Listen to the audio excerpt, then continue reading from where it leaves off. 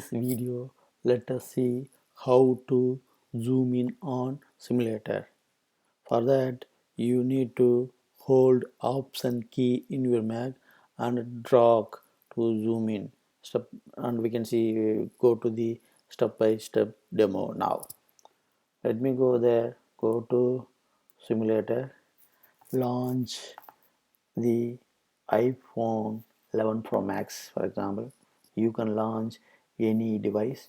I am launching iPhone 11 Pro Max.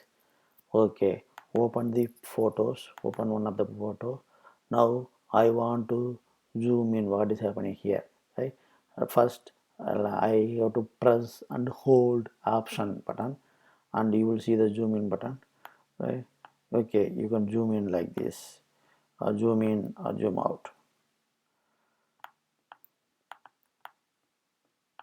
Okay, this is how you can zoom in Apple Simulator using Option key plus dragging the drag and drag the using mousepad. Thank you for watching. If you like this video, please share and subscribe and click on the bell notification.